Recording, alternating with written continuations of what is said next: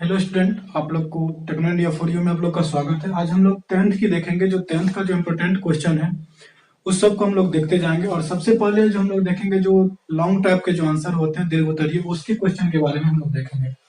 इसी क्रम में हम लोग जो देखते जाएंगे, जो अभी हम मैथ का शुरुआत करते हैं उसके बाद साइंस और एसएसटी का भी देखेंगे। तो साइंस में सबसे ज्यादा एक पॉपुलर क्वेश्चन आते हैं।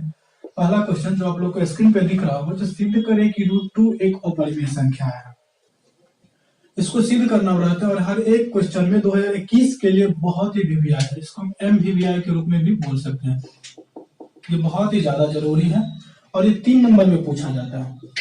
3 मार्क्स के पूछे जाते हैं। हम लोग मार्क्स के बेसिस पे पढ़ते जाएंगे और डेली बेसिस पे एक 5 नंबर्स के या 3 नंबर्स के क्वेश्चन देखेंगे मैथ्स और साइंस के। अगर आप लोग के वीडियो अच्छा लगेगा तो चैनल को सब्सक्राइब कीजिएगा। कोई दिक्कत हो तो कमेंट करके आप पूछ सकते हैं। चलिए, क्वेश्चन है सिद्ध करे कि √2 एक अपरिमेय संख्या है। तो सबसे पहले इसके लिए हमको 2 चीज जानना होगा। जो हम अपरिमेय किसको कहते हैं और परिमेय किसको कहते हैं। सबसे पहली बात हो गया जो अपरिमेय, जो यहाँ पे हमको सिद्ध करने के लिए बोल रहा है अपरिमेय संख्या है। सबसे पहले इसको हम लोग क्या करेंगे, सिद्ध मतलब समझेंगे ना जो अपरिमेय किसको कहते हैं। पहले समझ जाएंगे अपरिमेय किसको कहते हैं। देखो, अपरिमेय एक ऐसी संख्या होती है जिनको हम P/Q के रूप में नहीं लिख सकते हैं। जैसे P और बट्टे Q, अगर P/Q के रूप में नहीं लिख पाए तो वो क्या हो जाएगा, अपरिमेय संख्या हो जाएगा। और अपरिमेय जिसको हम बट्टा के रूप में डेट मीन्स नहीं लिख सकते हैं वो अपरिमेय संख्या हो जाएगा। जैसे √3 क्या हो जाएगा, अपरिमेय हो जाएगा। √4 क्या हो जाएगा, √4 नहीं होगा, √5 हो जाएगा अपरिमेय। ये सब अपरिमेय संख्या हो सकता है। और ऐसे ही बोल सकते हैं जिनका खुद का और एक के अलावा, एक और स्वयं के अलावा कोई दूसरा गुणनखंड नहीं हो, उसको हम लोग क्या बोलते हैं, के अलावा कोई दूसरा गुणनखंड नहीं हो, दूसरा गुणनखंड नहीं हो, गुणनखंड नहीं हो, तो ये हो जाती है अपरिमेय संख्या। अब हम लोग देखेंगे परिमेय संख्या किसको कहते हैं। चलिए ये देखते हैं परिमेय संख्या। तो परिमेय संख्या ऐसी संख्या को कहते हैं, ऐसी संख्या जिसको P/Q के रूप में लिख पाए, दैट मीन्स बट्टे के रूप में लिख पाए, उसको हम क्या बोलते हैं, परिमेय संख्या कहते हैं। जहां पे क्या होना चाहिए, Q जो हो नॉट इक्वल टू 0 होना चाहिए। Q 0 नहीं होना चाहिए। Q अगर 0 हो जाएगा तो उसको हम परिमेय संख्या नहीं बोलेंगे। ये हो गया अपरिमेय संख्या और परिमेय संख्या, जिनको हम लोग बेसिक जानना जरूरी था इस सवाल को सिद्ध करने से पहले। चलिए, जिसको अगर लिखना हो तो उसका स्क्रीनशॉट ले सकते हैं। अब देखते हैं उसको हम लोग सिद्ध करके देखते हैं। जो √2 एक अपरिमेय संख्या है। एक बात आप लोग ध्यान दीजिएगा, ये √2 के जगह पे कुछ भी हो सकता है। √3 भी हो सकता है, √5 भी हो सकता है और √7 भी हो सकता है। तो प्रोसेस सब वही रहेगा। लेकिन जहां पे √2, जहां पे हमको 2 दिखाई देता है, अगर 3 पूछे तो हम क्या लिख देंगे, √3 दे देंगे। अगर √5 पूछे तो √5 दे देंगे। चलिए सबसे पहले देखते हैं, लेट कर लेंगे, मानेंगे जो भी हमसे पूछ रहा है। सबसे पहला लिखने का ये तरीका होगा, मानेंगे। माना √2 एक परिमेय संख्या है, एक परिमेय संख्या, एक परिमेय संख्या है। सामने हम लोग मान रहे हैं जो √2 एक परिमेय संख्या है और ये सब में मानना पड़ेगा। और उसके बाद हम लोग देखेंगे जब भी ये परिमेय संख्या हो गया तो √2 जब भी हो गया तो परिमेय संख्या को हम लोग लिख सकते हैं जो P/Q के रूप में लिख सकते हैं। जब भी परिमेय संख्या हो जाएगा तो इसको हम P और Q के रूप में लिख सकते हैं, क्योंकि पहले ही हम आपको बतलाए थे जो परिमेय संख्या को बट्टा के रूप में लिख सकते हैं। अब देखिए, जब भी इसको P/Q के रूप में लिख पाए तो एक बात और आपको हम बतलाए थे, यहाँ पे जो Q जो होना चाहिए नॉट इक्वल टू 0 होना चाहिए। जो Q जो हो क्या हो, 0 नहीं हो। Q कभी भी 0 नहीं हो। और एक बात और लिख सकते हैं, Q नॉट इक्वल टू 0 यहाँ पे तो हम लिख ही दिए। और एक चीज और लिख सकते हैं यहाँ पे, जो दोनों में P तथा Q में कोई उभयनिष्ठ गुणनखंड नहीं है, उभयनिष्ठ गुणनखंड नहीं है, खंड नहीं है। ये हम लिख देंगे तो और बढ़िया रहेगा। √2 बराबर P/Q मान लिया, यहाँ पे मान लिया √2 बराबर P/Q। अब देखिए क्या करेंगे, इसको दोनों तरफ अगर हम वर्ग, अगर यहीं पे दे देता √3 तो क्या कर दे, √3 दे देते। अब क्या करेंगे, दोनों तरफ वर्ग करने पर दोनों तरफ हम लोग वर्क कर देते हैं। दोनों तरफ जब वर्क करेंगे तो ये हो जाएगा कुछ इस तरह से, √2 का स्क्वायर बराबर P बटे Q का स्क्वायर हो जाएगा, हो जाएगा ना। इसको हम लोग लिख सकते हैं, क्या लिख सकते हैं, √2 का स्क्वायर होगा, √2 का स्क्वायर देखिएगा, √2 गुने √2 होता है, और जब भी दो बार ये गुना हो जाए, स्क्वायर होता है इसका मतलब दो बार लिख सकते हैं, और जब भी रूट को ऐसे होता है तो क्या हो जाएगा, ये 2 हो जाता है। अगर यहीं पे 3 होता तो हम क्या लिख देते, 3 लिखते। तो 2 बराबर कितना हो गया यहाँ पे, P स्क्वायर बटे Q स्क्वायर। अगर यहाँ से हम क्रॉस मल्टीप्लीकेशन करते हैं तो क्या हो जाएगा, क्या हो जाएगा, यहाँ पे हो जाएंगे 2Q स्क्वायर बराबर P स्क्वायर हो जाएगा। ये लिख सकते हैं Q स्क्वायर बराबर P स्क्वायर बटे 2, दिखाई दे रहा है यहाँ तक, Q स्क्वायर बराबर P स्क्वायर बटे 2 लिख सकते हैं या नहीं लिख सकते हैं, यहाँ पे लिख सकते हैं। तो यहाँ पे हम क्या देखते हैं, जो मान लीजिए अगर हम आप लोग को हम समझाने के लिए लिखते हैं, अगर सवाल में तो हम लोग को यह नहीं लिखना पड़ेगा, P स्क्वायर बटे 2 नहीं लिखना पड़ेगा। अगर मान लीजिए 4 बटे 2 है, यह समझिए 8 बटे 2 है, इसका मतलब क्या हो गया, 2 से इसमें भाग लग रहा है ना। तो ये यहाँ पे लिखा हुआ है जो P स्क्वायर बटे 2, क्या लिखा हुआ है, P स्क्वायर बटे 2, अर्थात P स्क्वायर में 2 से भाग लगेगा, तो इसमें 2 से भाग लगेगा, तो P में भी 2 से भाग लगेगा। यहाँ पे क्या लिखेंगे, P स्क्वायर 2 से विभाजित है, दिखाई दे रहा है यहाँ तक, इसमें भी दिखाई दे रहा, P स्क्वायर 2 से विभाजित है। जब P स्क्वायर यहाँ पे 2 से विभाजित होगा तो P भी क्या होंगे, P भी 2 से विभाजित होंगे, P भी 2 से विभाजित होंगे। ये आप लोग का परमेय, आप लोग बुक में पढ़े होंगे, परमेय 1 है, क्या है आप लोग का, परमेय 1 के अनुसार ये क्या हो जाते हैं, अगर P स्क्वायर 2 से विभाजित होगा तो P भी क्या हो जाएंगे, 2 से विभाजित। यहाँ तक तो हम लोग कंटिन्यू चलेंगे। अब हम लोग यहाँ से क्या मान लेंगे, देखिए इससे आगे हम लोग क्या मान लेते हैं, इसको हम लोग समीकरण 1 भी पुट कर सकते हैं, मान सकते हैं। यहाँ तक कोई समझने में दिक्कत नहीं। एक बार और आप लोग को लिए समझा रहे हैं। सबसे पहले जो भी हमको बोले मान लेंगे वो क्या है, एक परिमेय संख्या है। √2 दे तो √2, √3 दे तो √3, √5 दे तो √5, √10 दे तो √10। जनरली √2, √3 और √5 ही पूछा जाता है। इस बार के एग्जाम के लिए √2 बहुत ही जरूरी है। तो √2 को हम लोग देख रहे हैं, तो माना √2 एक परिमेय संख्या है। जब भी परिमेय संख्या होगा तो उसको हम P बटे Q के रूप में लिख सकते हैं, जहां क्या होगा, नीचे वाला जिसको हर बोलते हैं, ऊपर वाले को अंश, नीचे वाले को हर। और एक चीज और आप लोग गौर कीजिएगा, ये हमेशा हम P और Q ही नहीं लिखेंगे, जो बनेगा हम लिख सकते हैं, बट्टा के रूप में कुछ भी लिख सकते हैं। P बटे Q हो गया, यहाँ तक कोई दिक्कत नहीं।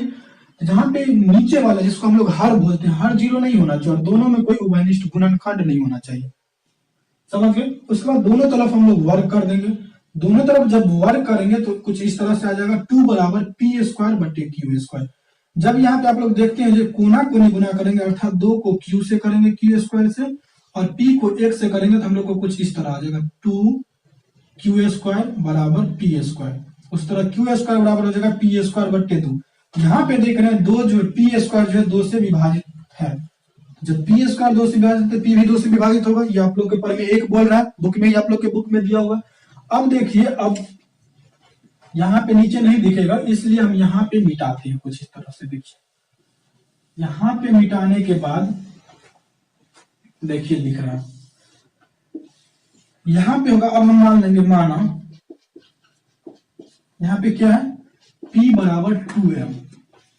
अब आप लोग सोचते हैं हम 2 ही क्यों माने हैं, 2m ही क्यों माने हैं। यहाँ पे हम लोग को जो दे, अगर 2 दे तो 2m, 3 दे तो 3m, 4 दे 5 दे तो 5m, जो देगा हम वही मानेंगे। तो मान लिया P बराबर 2 है, तो P का मान बैठाएंगे। P का मान रखने पर, P का मान अगर हम लोग रख देते हैं, रखने पर, चलिए हम लोग P का मान रख दें। P का मान जब भी इसमें पुट करेंगे तो कहां चला गया, देख लेते हैं। यहाँ पे है Q स्क्वायर बराबर क्या है, P स्क्वायर है ना, P स्क्वायर है, तो P के जगह पे हम लोग क्या रखेंगे, 2m का स्क्वायर बटे 2। आप लोग देख रहे होंगे यहाँ पे हम 2m क्यों लिखे, क्योंकि यहाँ पे P स्क्वायर है, तो P का मान क्या है, 2m है ना, P का मान 2m है, तो 2m स्क्वायर बटे 2 हो गया।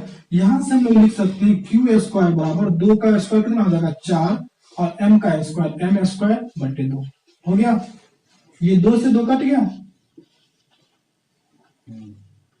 कटा या नहीं कटा? यहाँ पे क्या हो गया, क्यू स्क्वायर बराबर 2m स्क्वायर हो गया, हो गया नहीं हो गया? यह हम लोग लिख सकते हैं m स्क्वायर बराबर क्यू स्क्वायर बटे 2, लिख सकते हैं नहीं लिख सकते हैं? तो यहाँ पे भी हम लोग देखते हैं, यहाँ क्यू स्क्वायर 2 से विभाजित है, विभाजित है या नहीं है? तो क्यू भी क्या होगा, 2 से विभाजित होगा। यहां तक किसी को कोई समझने में दिक्कत होगा तो कमेंट कीजिए।